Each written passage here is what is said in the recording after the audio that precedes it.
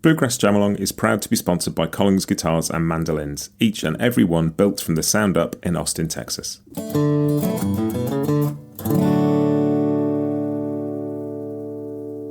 This episode is also brought to you by Peghead Nation, the home of roots music instruction.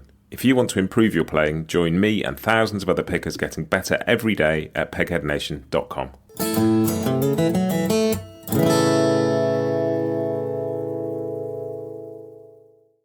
Hi, this is Matt, and you're listening to Bluegrass Jam Along, the podcast for anyone and everyone who loves bluegrass.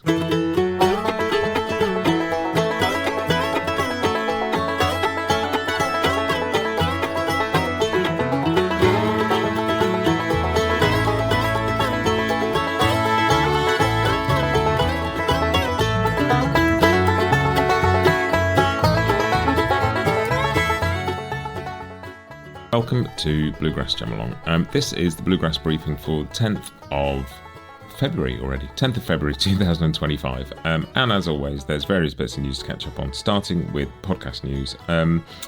Last week, I put out an interview with Tom Neckville of Neckville Banjos, which was great fun. Really enjoyed chatting to Tom. He's in a really interesting place. After 40 years of building banjos, he's moved his shop, he's downsized, so he's doing everything as a kind of one-man band again. And just to hear his passion and his energy, and it was fascinating chatting to him. So if you missed that, do go and have a listen. Lots of really good stuff coming up. Starting from next week, I've got a really cool bunch of interviews booked, and a few bits and pieces out there as well. I've asked a few people to come on, and I'm waiting to hear back, but there's lots of good stuff this year. It's going to be an exciting year on the podcast, so stick around because there's going to be some really good stuff. But let us crack on with the wider world of news rather than just the podcast. And we're going to start with Church Street News, which is the news and announcements.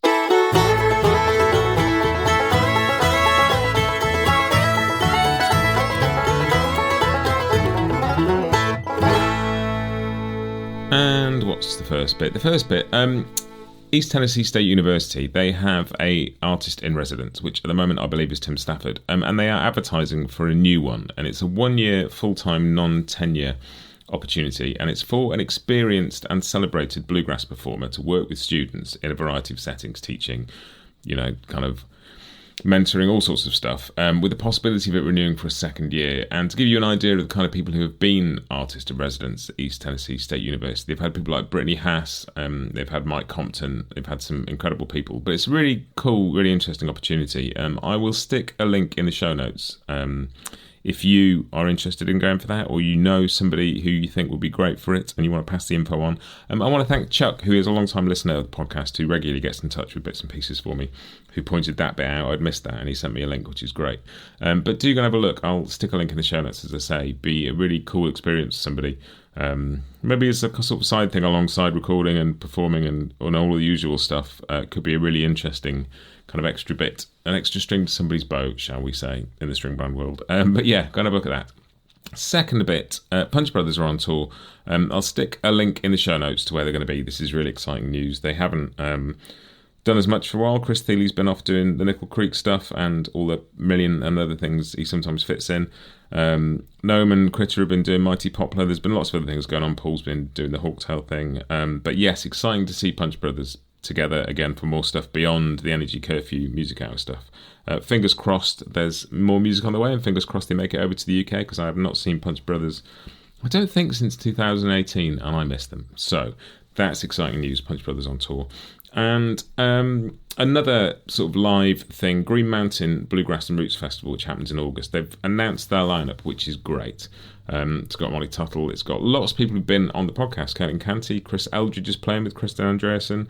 Jacob Jolliffe is playing. Bronwyn Keith Hines is playing. And there's a really cool tribute set to Mule Skinner, which was a sort of short-lived band in the early 70s, much celebrated, featuring Clarence White. Lots of you know about this. But I saw something Michael Daves posted, and they are putting together a tribute set which features Peter Rowan, Tony Triskers on banjo and steel, David Greer on Telecaster, and Michael Daves. Between them, they're going to sort of share the Clarence role.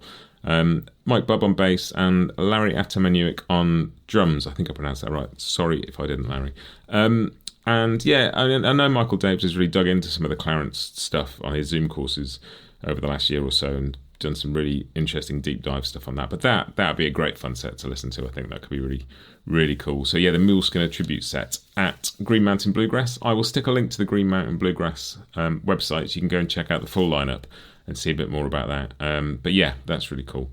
And one more thing, Michael Cleveland and Jason Carter have been doing some stuff together, and they've got an album coming in March, Carter and Cleveland, and there's a single called With a Vamp in the Middle, which I've put in the Grass is Mostly New playlist, so go and check that out. So yeah, all sorts of stuff, cool stuff coming up. The East Tennessee State University Artist in Residence, Punch Brothers Tour, Green Mountain Bluegrass, including the Mule Skinner tribute set, and the Carter and Cleveland record on the way soon. But yeah, let's move on and talk about more new music in The Grass is New.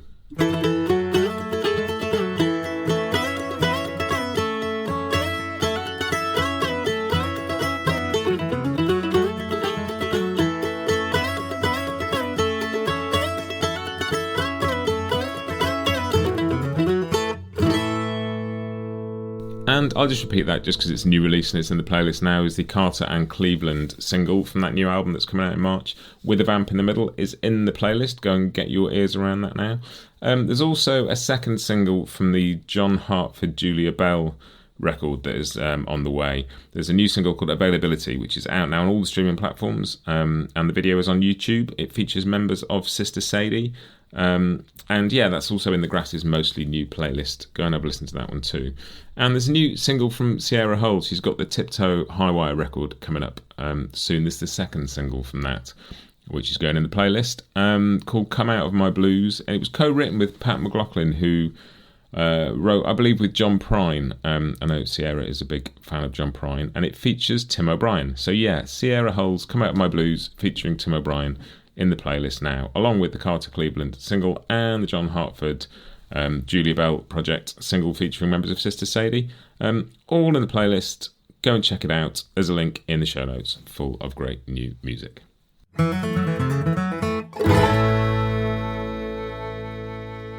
Which brings me on to Scroll On Buddy, and something I spotted the other day. Bela Fleck mentioned that it was 20 years to the day a few days ago since he set out to Africa to record the project that came to be sort of Throw Down Your Heart, which is, if you don't know, there's a great album. There is also a really fascinating documentary about his trip around various countries in Africa, playing with local musicians, sort of looking for the roots of the banjo, just taking a personal journey, really. Fascinating documentary, a fascinating album. There's also a box set which includes the DVD and the album and 2 more CDs worth of stuff, all the notes and the photos and the glorious things. So I've been watching the documentary. Really interesting, fascinating project. I think in the last 20 years, so much more has come to light. There's been so much more talk about the African origins of the banjo, and it's becoming a much more central part of the narrative. But yeah, just thinking back 20 years to Bela taking that journey and what an extraordinary thing that must have been. And it's a fantastic documentary, and just really cool music comes out of it as well, which sort of leads on to the In My Ears bit for this week, because it's also been in my eyes. I've been rewatching the documentary and listening to the music again, just really getting into it. There's some joyous stuff on there, fascinating.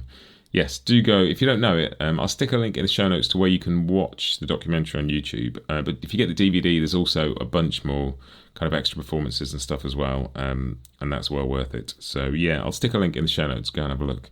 But that is it for this week. As always, bluegrassjamalong.com for all the play-alongs and chord charts and filtering episodes, finding the episodes you want. There's so much stuff out there now. It's an easy place to start looking for the ones that you want to listen to. And also, if you want to support Bluegrass Jam Along, I don't really do the Patreon thing like a lot of people do. I haven't got time really to create any more extra content, but you can listen to the podcast ad-free for a very small amount of money a month if you subscribe through Apple Podcasts. And it just goes towards keeping this podcast going, helps kind of with the funds for hosting and equipment and all the things that I need. And yeah, so that's there if you want to do that.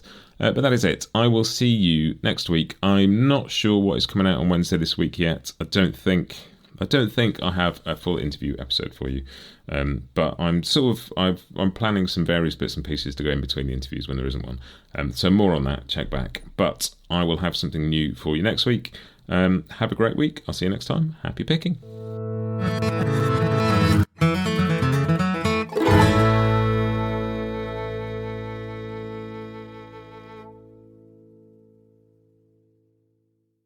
Bluegrass Jam Along is proud to be sponsored by Collings Guitars and Mandolins, making some of the finest guitars and mandolins in the world since the 1970s. Visit collingsguitars.com and find out why.